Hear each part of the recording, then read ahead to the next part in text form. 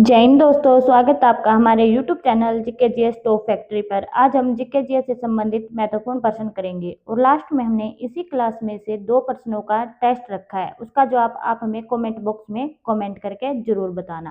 शुरुआत करते हैं हमारे पहले प्रश्न से।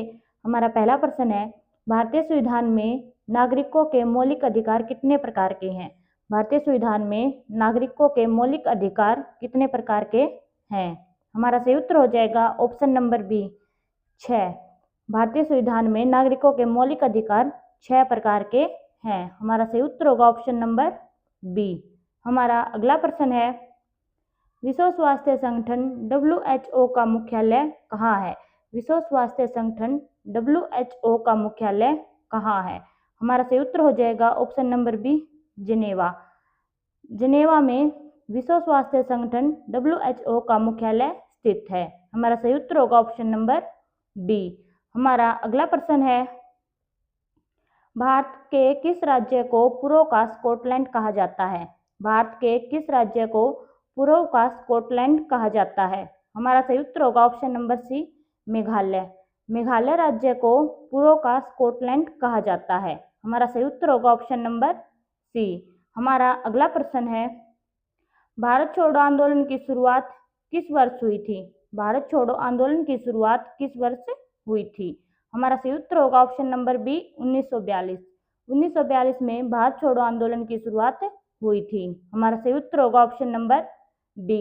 हमारा अगला प्रश्न है, राज्यसभा के सदस्यों का कार्यकाल कितने वर्षों का होता है? राज्यसभा के सदस्यों का कार्यकाल कितने वर्षों का होता है?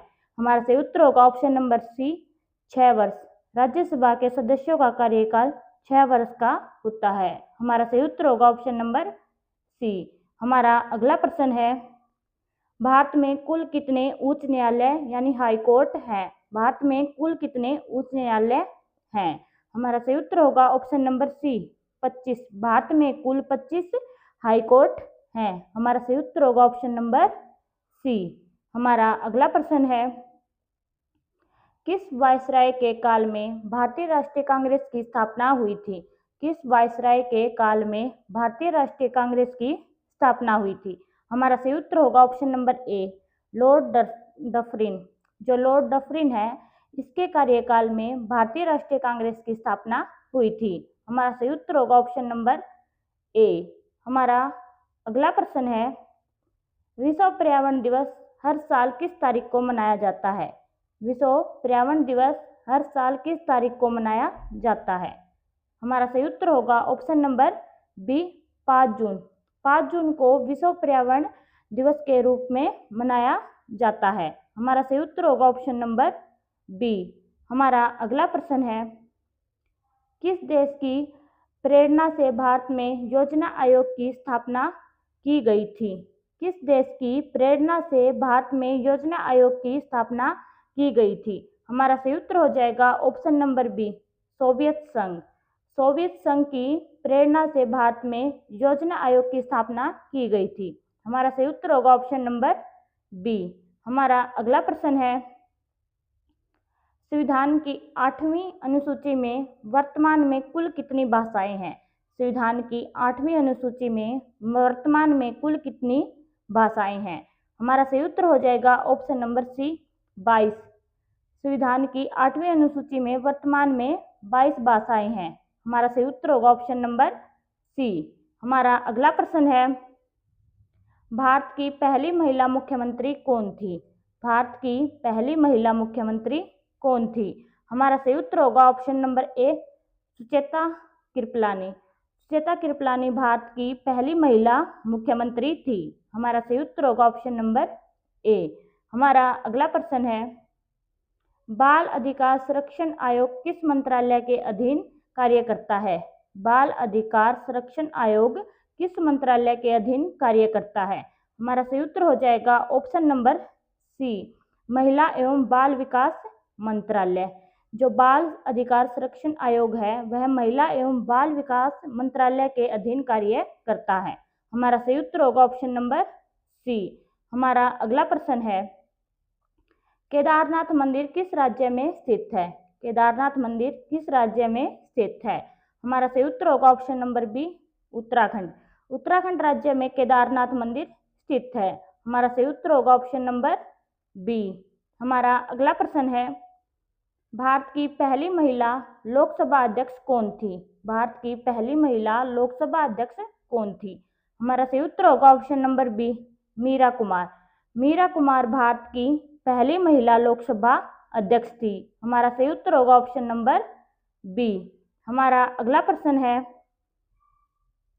राष्ट्रीय मानवाधिकार आयोग का अध्यक्ष कौन होता है? राष्ट्रीय मानवाधिकार आयोग का अध्यक्ष कौन होता है? हमारा सही उत्तर होगा ऑप्शन नंबर डी, सेवानिवृत्त मुख्य न्यायाधीश।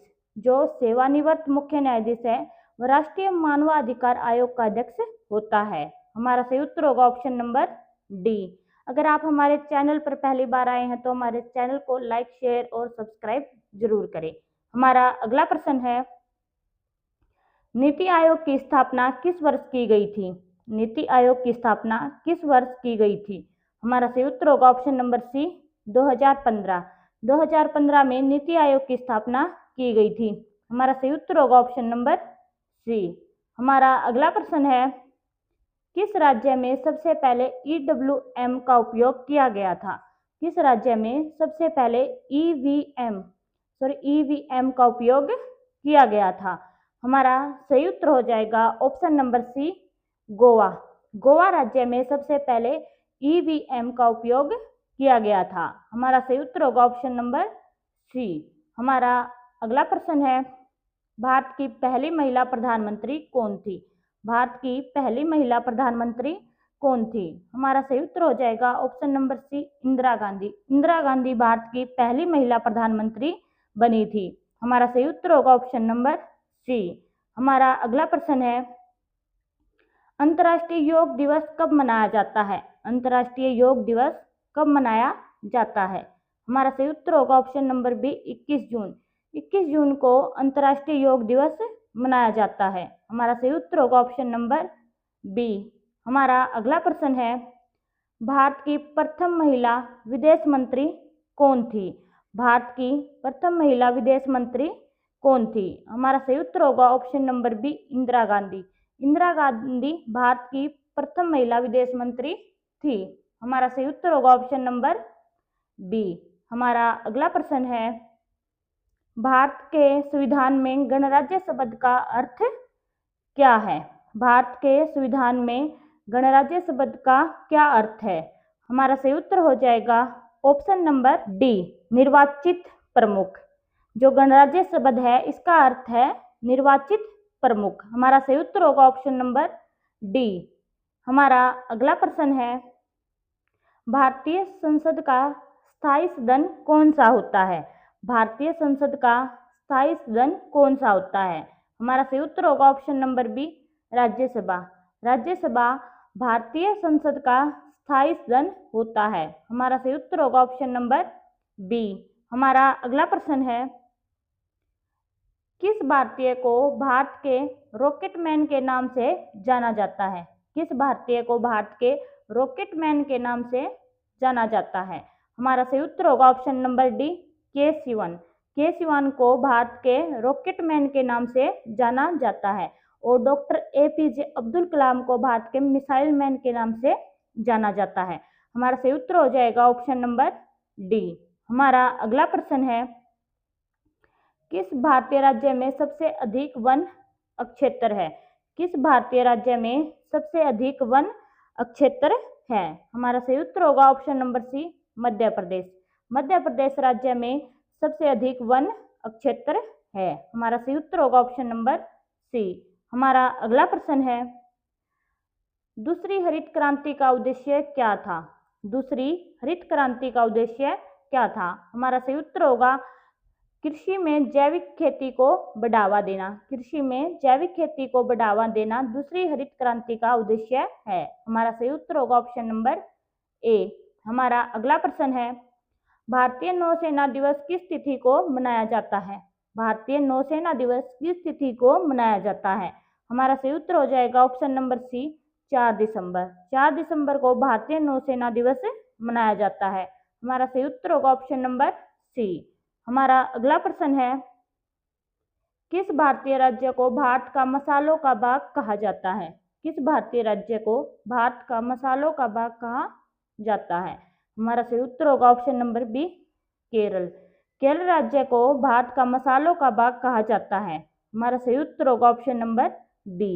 हमारा अगला प्रश्न है, भारत की पहली महिला राष्ट्रपति कौन थी? भारत की पहली महिला राष्ट्रपति कौन थी? हमारा सही उत्तर होगा ऑप्शन नंबर सी, प्रतिभा पाटिल। प्रतिभा पाटिल भारत की पहली महिला राष्ट्रपति बनी थी। हमारा सही उत्तर होगा ऑप्शन नंबर सी। हमारा अगला प्रश्न है, भारत में पहली बार किसने सत्यमेव जयते को राष्ट्रीय आदर्श वाक्य के रूप में चुना? भारत में पहली बार किसने सत्यमेव जयते को राष्ट्रीय आदर्श वाक्य के रूप में चुना? हमारा सही उत्तर होगा option number C, doctor Rajendra Prasad. Doctor Rajendra Prasad ने सत्यमेव जयते को राष्ट्रीय आदर्श वाक्य के रूप में चुना था। हमारा सही उत्तर हो जाएगा ऑप्शन नंबर सी। हमारा अगला प्रश्न है, योजना आयोग को किसके द्वारा प्रतिस्थापित किया गया? योजना आयोग को किसके द्वारा प्रतिस्थापित किया गया? हमारा सही उत्तर हो जाएगा option number B, NITI Aayog. NITI Aayog के द्वारा योजना आयोग को प्रतिस्थापित किया गया है। हमारा सही उत्तर होगा ऑप्शन नंबर बी। हमारा अगला प्रश्न है, किस भारतीय राज्य की सीमा सबसे अधिक देशों से मिलती है? किस भारतीय राज्य की सीमा सबसे अधिक देशों से मिलती है? हमारा सही उत्तर हो जाएगा option number B, Arunachal Pradesh. Arunachal Pradesh की सीमा भारत जो सबसे अधिक देश हैं उनके साथ मिलती है। हमारा सही उत्तर हो जाएगा ऑप्शन नंबर बी। हमारा अगला प्रश्न है, और अगला प्रश्न हमारा आज की क्लास का लास्ट प्रश्न है। आगे दो प्रश्न हमारे टेस्ट के हैं। किस अधिनियम को भारत का पहला लिखित संविधान कहा जाता है? किस अधिनियम को भारत का पहला लिखित संविधान कहा जाता है? हमारा सही उत्तर होगा ऑप्शन नंबर सी, भारत सरकार अधिनियम। भारत सरकार अधिनियम को भारत का पहला लिखित संविधान कहा जाता है। हमारा सही उत्तर होगा ऑप्शन नंबर सी। हमारा अगला टेस्ट का प्रश्न है, विश्व पर्यावरण दिवस हर साल किस तारीख को मनाया जाता है? विश्व पर्यावरण दिवस हर साल किस तारीख को मनाया जाता है? 22 अप्रैल, 5 जून, 16 सितंबर, 10 दिसंबर। इसका जवाब आप हमें कमेंट बॉक्स में कमेंट करके बताना। अगला टेस्ट का प्रश्न है, किस भारतीय राज्य को भारत का मसालों का बाग कहा जाता है? किस भारतीय राज्य को भारत का मसालों का बाग कहा जाता है? हमारे ऑप्शन है कर्नाटक, केरल, आंध्र प्रदेश या तमिलनाडु। इसका जवाब भी आप हमें कमेंट बॉक्स में कमेंट करके जरूर बताना। जय हिंद।